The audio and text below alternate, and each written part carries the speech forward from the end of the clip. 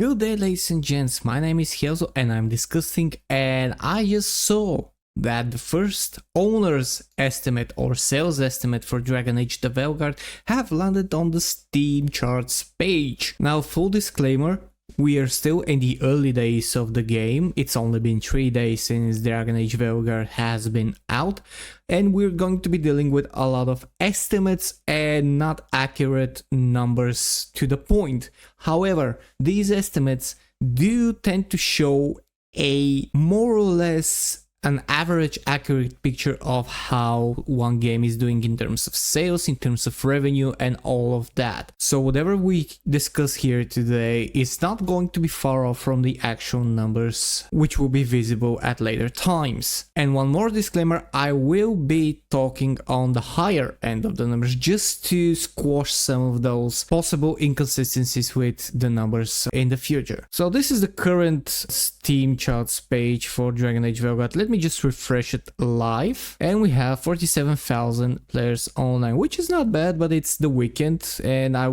actually expected that they would already be topping their last night peak, which happened after I recorded my last video, and we have 77,000 players as a peak. This number might be good, but it also might be bad. I'm leaning towards the bad because for such a game, this number has to be at least 3 times as larger in order to just live up to the hype of what it was presented to us. So we're going to go a little bit down, and here are the owner estimations that just landed, and they're for Play Tracker and from Gamealytic. And I've opened the Gamealytic one, which is here. Something that I want to discuss is that I have not seen Gamealytic estimates before.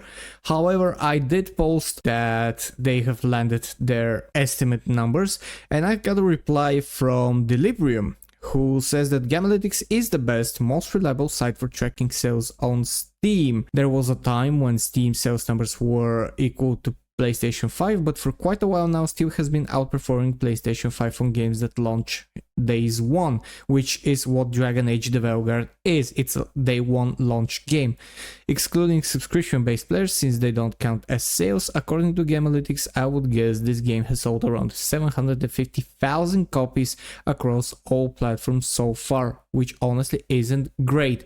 And if we return back to Gamealytics, we'll see that their average estimate here is about 536.5 thousand, with a low estimate of 268,000 and a high estimate of 804,000. We also have the potential revenue, which equals around $43 million if we go to the high estimate for the moment. This is only on Steam, by the way. Let's just be honest about it. This is only on Steam. We see the owners, the review score, and everything else. We also see something very, very curious, that the average playtime currently recorded is 3.3 hours, which in my opinion is quite low if you have so many people enjoying the game and wanting to play it through. I know that this game has at least 70 or 80 hours of playtime, depending on how you play the game. So 3.3 hours is very long. This almost looks like my average view duration for a video. It's very low. So what does this tell us?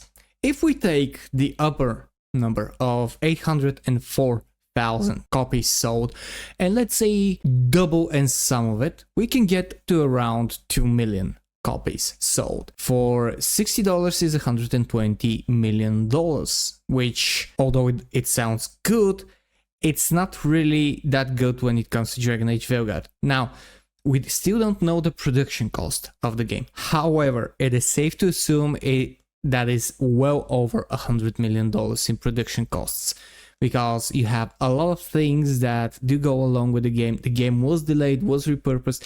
It initially had a different name. It was in development for almost a decade, so the development costs are at least $150, and I know that I even had a lower number in mind. However, I did discover some stuff about the game that I just mentioned, so it is safe to say that at least $150 to $200 million. And of course, this is still early days. We could get the number to be doubled. We could get it to be tripled. However, it's already been 3 days, and the gamer psyche that usually goes with new games being released, with big game titles and everything else, basically works like that.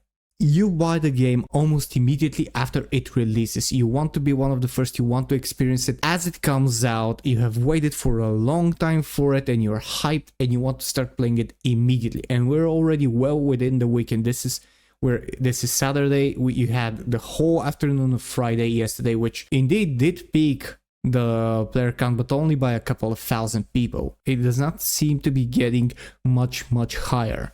And if you don't believe me, I'll just show you this. This is what happens when you just search Black Myth Wukong first week sales. And if you remember, the game sold 10 million copies within 3 days. This is the first 3 days that we're already in that time period for Dragon Age the Veilguard, and 10 million copies. It went over to go much bigger than that, 80 million copies in 2 weeks, and it reached over 20 million copies in total, and it's well over 20 million copies, which basically totaled, if we're seeing here, $850 million. And if you want to know what that means in terms of development cost, the game costs around $70 million, at least half or even an entire budget like that for marketing, and you have $140 million of cost to $850 million in revenue. This is currently abysmal for Dragon Age the Veilguard and for bioware, who, just a side note, was found to be very deep into the DEI waters, the diversity, equity and inclusion part of gaming and entertainment, with one video by Smash JT, which was later followed by other creators, in which Smash JT explains that someone from bioware called him and told him a lot of very bad stuff about bioware, about discrimination against male employees, discrimination against straight people, hiring based on just being on the LGBTQ spectrum, and excluding anyone who doesn't fall into these check boxes. And I do encourage you to watch his video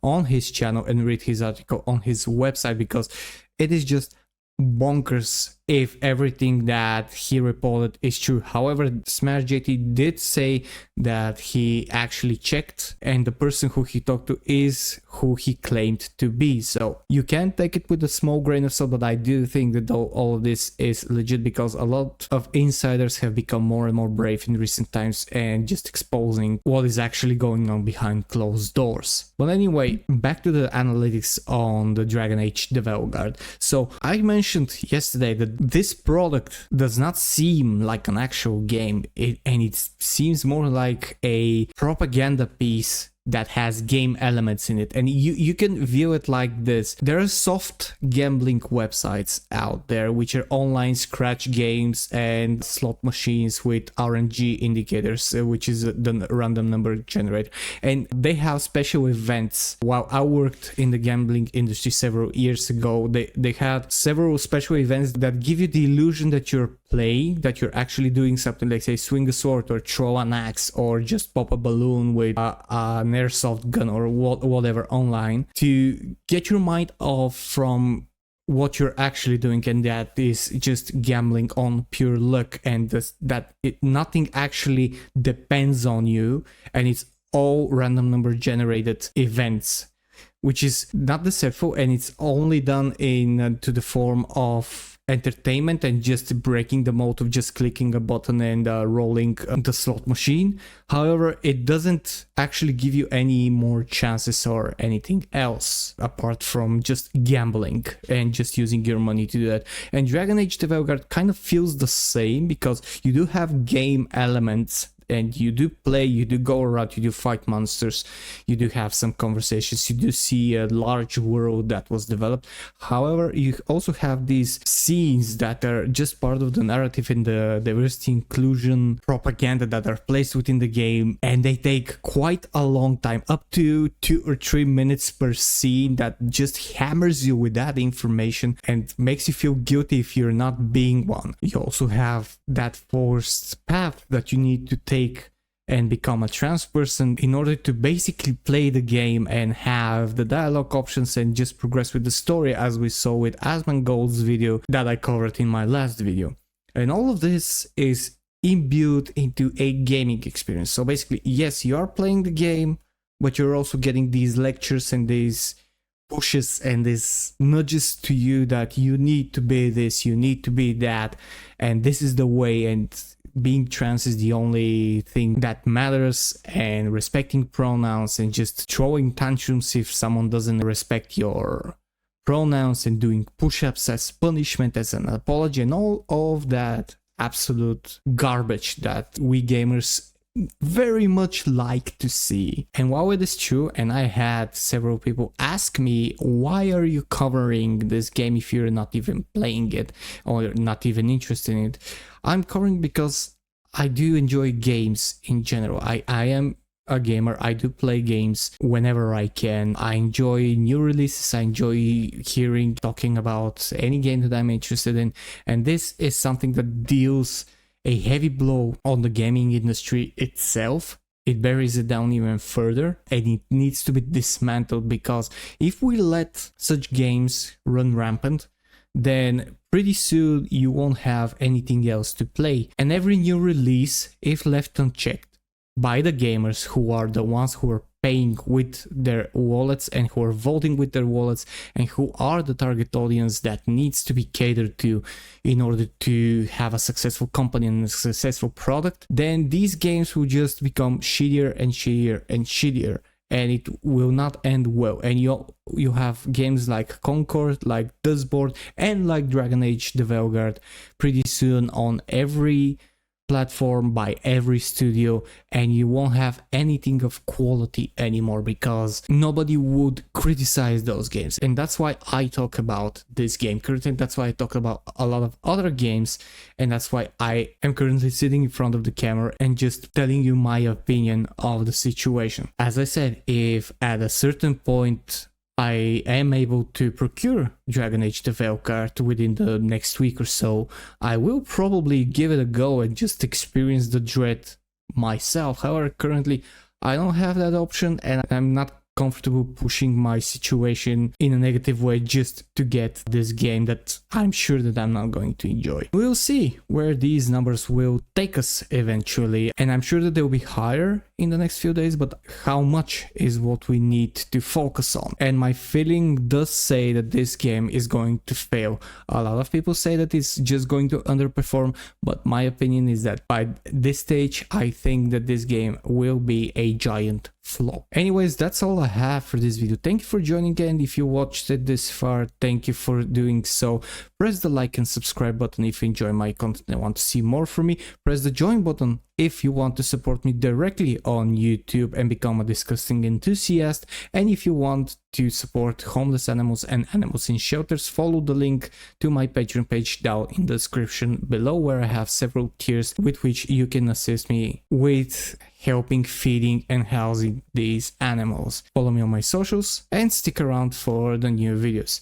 Thank you. I have been Helzo, this was DiscussThing, and I'll see you guys in the next video. Cheers and stay fresh.